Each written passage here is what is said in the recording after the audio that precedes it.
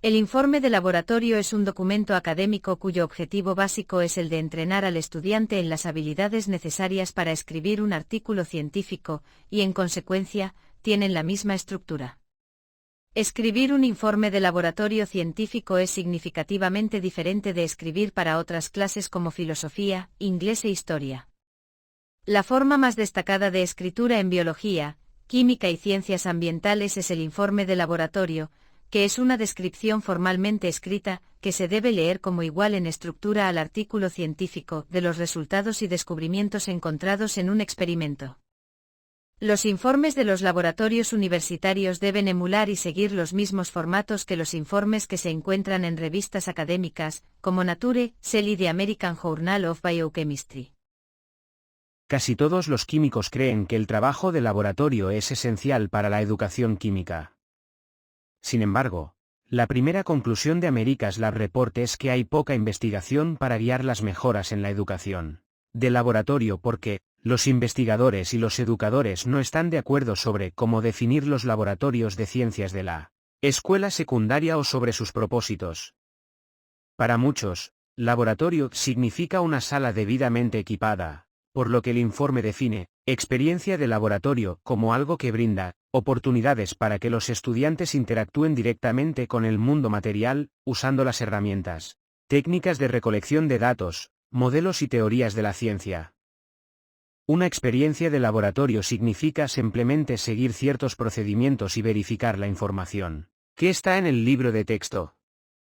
O se debería desafiar a los estudiantes a formular buenas preguntas, investigar formas de abordar esas preguntas y discutir con sus compañeros para crear explicaciones defendibles para los fenómenos observados. Es fundamental reconocer que como educadores, debemos considerar ambas perspectivas en la enseñanza de laboratorio, ya que ambas son válidas y complementarias.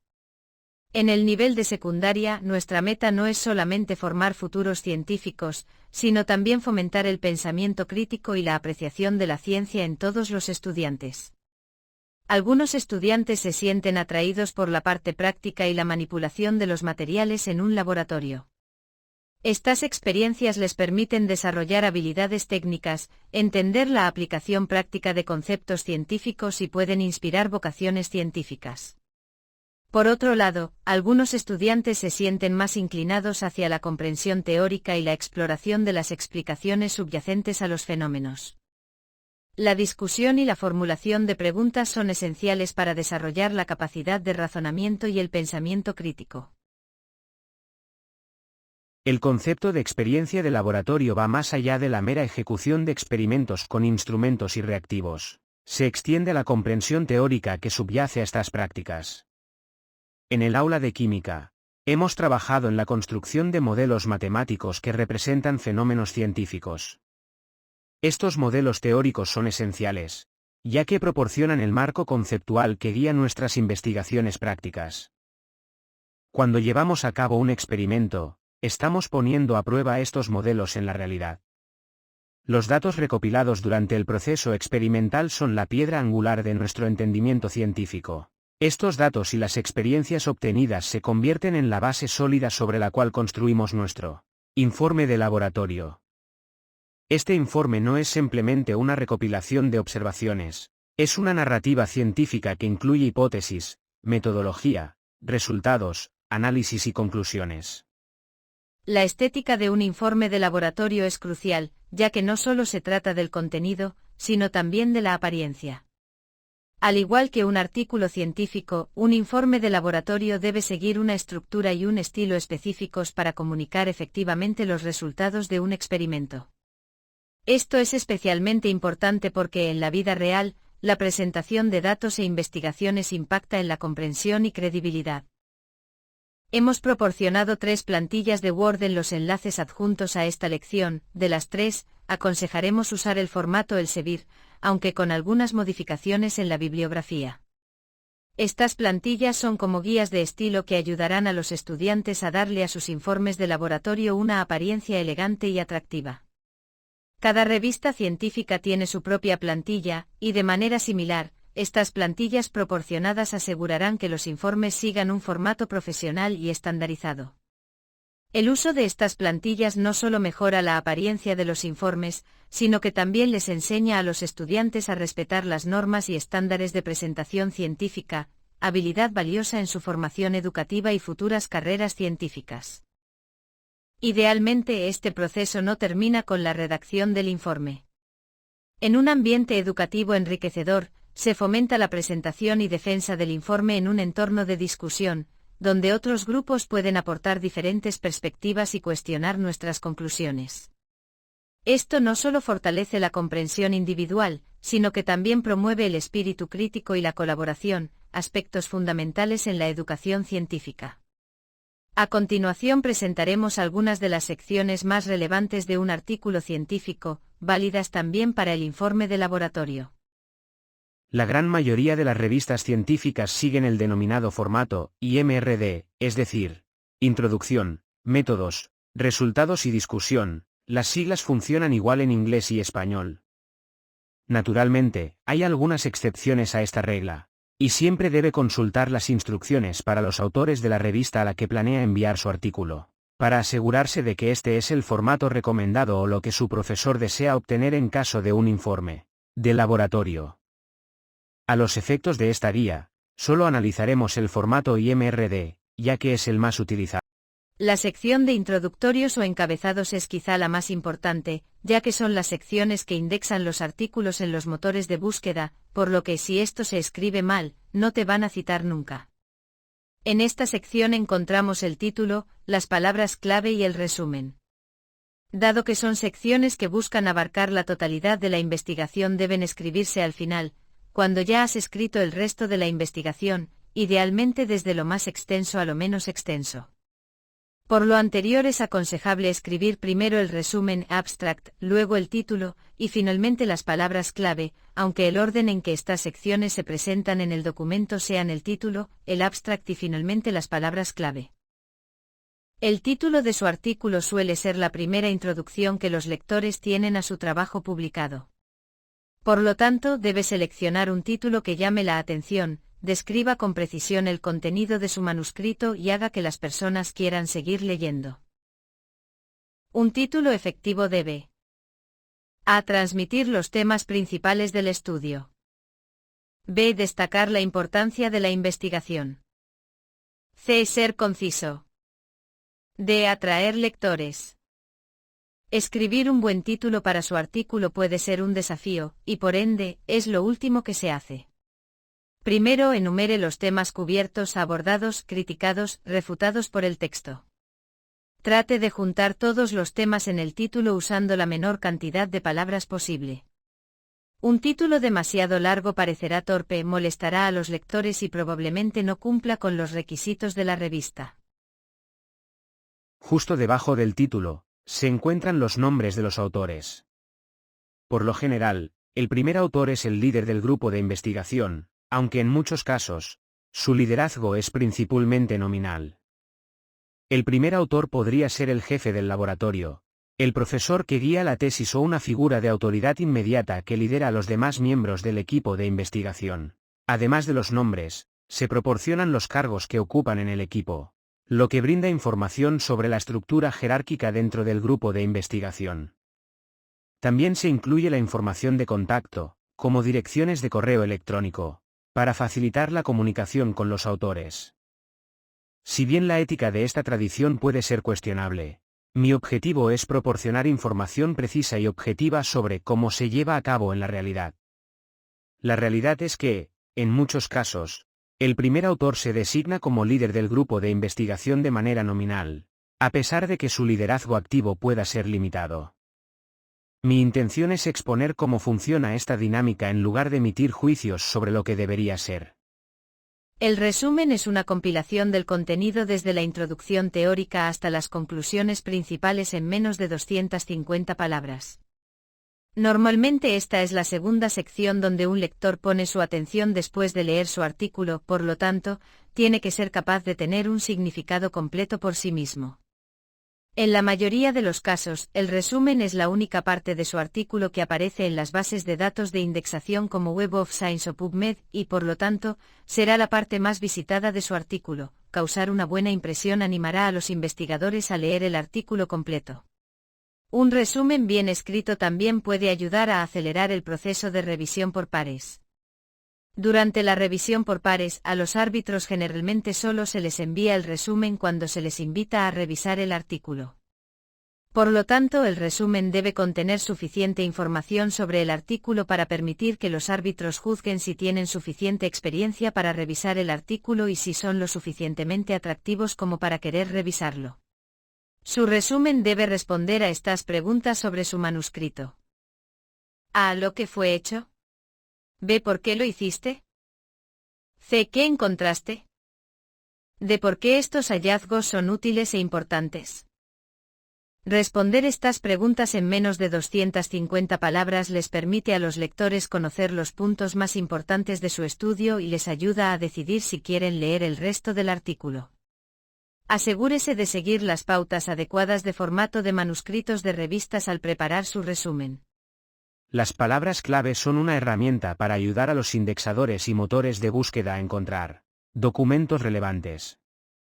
Si los motores de búsqueda de bases de datos pueden encontrar el manuscrito de su revista, los lectores también podrán encontrarlo.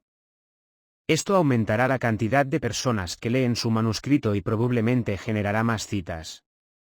Sin embargo, para que sean efectivas, las palabras clave deben elegirse con cuidado. Ellos deberían: A. Representar el contenido de su manuscrito. B. Sea específico para su campo o subcampo. Al seleccionar palabras clave para un informe de laboratorio o artículo científico, es fundamental elegir términos que sean precisos y representativos de la temática de tu trabajo. Para ello, recomiendo identificar conceptos clave relacionados con tu investigación y utilizar palabras técnicas y específicas del campo. Además, considera las palabras clave que otros artículos similares utilizan, ya que estas pueden ayudar a aumentar la visibilidad de tu trabajo. Es importante equilibrar la especificidad con la relevancia, eligiendo palabras clave que sean lo suficientemente amplias como para atraer a una audiencia interesada, pero lo bastante precisas para destacar tu enfoque único. No dudes en consultar bases de datos y herramientas de análisis de palabras clave para identificar términos populares en tu campo, y asegúrate de incluir sinónimos y variantes para abordar diferentes términos que los lectores puedan utilizar en sus búsquedas. La introducción es de suma importancia para captar la atención del lector. En particular, durante el proceso de revisión, la introducción debe hacer que el revisor se enganche con ganas de leer más y pensando, ¿cómo es que nunca pensé en esto? En esta sección explicará por qué emprendió su estudio, qué pretendía lograr con él y cómo esto constituye una adición útil al cuerpo de evidencia existente sobre este tema. En términos concretos, debe comenzar explicando brevemente, utilizando las referencias adecuadas, lo que ya se sabe sobre este tema. Luego debe reducir un poco el campo e identificar las áreas en las que todavía hay cierta incertidumbre, citando, cuando corresponda, cualquier dato anterior y posiblemente contradictorio. Esto conducirá lógicamente a una descripción de un vacío explícito en el conocimiento que su estudio espera llenar. Este es un elemento esencial para justificar la utilidad de su trabajo. Habiendo explicado ahora cómo su estudio va a aportar algo nuevo y útil, debe establecer claramente su hipótesis de trabajo, seguida de su objetivo, y muy brevemente, la estrategia implementada para lograr estos objetivos. En el fondo, las razones que lo impulsaron a emprender su investigación deben ser claras para el lector y justificadas por el estado del conocimiento científico con las referencias adecuadas. No es necesario citar todos los artículos de la literatura sobre el tema, basta con una cuidadosa selección de las publicaciones más pertinentes. Del mismo modo, no es necesario enunciar verdades universales que puedan parecer demasiado simplistas o eminentemente obvias. Sin embargo, debe tratar de lograr un equilibrio adecuado entre la información de fondo relevante y el exceso de detalles. En este sentido, debes tener en cuenta el público objetivo al que te diriges. Esto dependerá del perfil de los lectores de la revista en la que pretenda presentar su investigación, como se mencionó anteriormente. Si se dirige a una revista especializada, su experiencia puede ser más detallada y técnica que si se dirige a una audiencia de personas que no son especialistas en su campo. La introducción, por lo tanto, contendrá subsecciones que pueden o no estar tituladas. Eso ya dependerá de variables como el estilo de escritura, la extensión del documento, en una tesis es obligatorio, o las instrucciones que, de la revista o el instructor. Algunas de estas subsecciones son: A. Descripción del problema, ¿por qué es importante estudiar esto? B. Antecedentes que otros grupos de investigación que han estudiado el problema, ¿quién ha investigado esto o algo parecido hace poco o si es antiguo, que sea muy importante? C. Referentes teóricos principales de los conceptos a trabajar, ¿qué teorías, leyes y conceptos se emplean para estudiar esto? D. Las hipótesis que se van a poner a prueba. D1. Hipótesis nula, ¿qué es lo que creo que va a suceder? D2. Hipótesis alternativa, si me equivoqué, entonces ¿qué es lo que debería haber sucedido? E. Los objetivos que se pretenden alcanzar, ¿qué es lo que pretendo probar? Mientras selecciona los antecedentes y referentes teóricos es importante que sea A. Equilibrado. Si los experimentos han encontrado resultados contradictorios en una pregunta, ha citado estudios con ambos tipos de resultados. B. Actual. Cada campo es diferente, pero debe tratar de citar referencias que no tengan más de 10 años si es posible.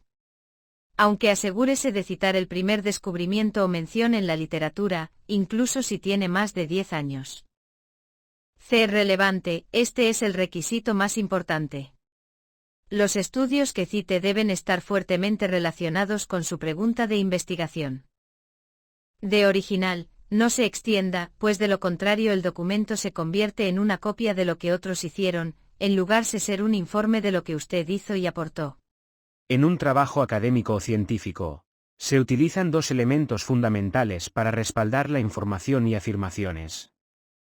En primer lugar, las citas in text son las referencias que se incluyen dentro del texto del documento para indicar la fuente de una idea o dato específico. Estas citas siguen un formato específico, como por ejemplo, Clarke, 2013, donde se incluye el apellido del autor y el año de publicación entre paréntesis.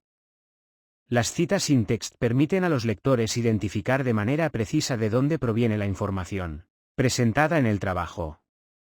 Por otro lado, las referencias son la información completa y detallada sobre todas las fuentes utilizadas en el trabajo. Estas referencias se encuentran al final del documento, generalmente en una sección titulada Bibliografía, o Referencias bibliográficas. En el ejemplo proporcionado, la referencia bibliográfica completa incluye el nombre del autor, el título del artículo, el título de la revista, el volumen, el número, y las páginas. Las referencias permiten a los lectores localizar y consultar directamente las fuentes citadas en el trabajo, para obtener más información o verificar la información presentada.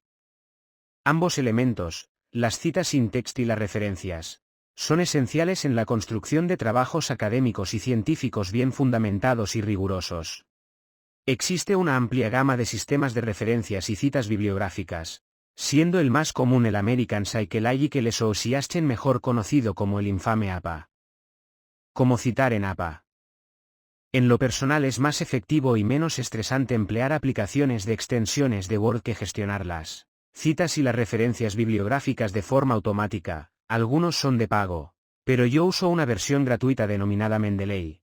Dejaré un enlace a instrucciones del uso de la aplicación de bibliografía y referencias en el enlace adjunto.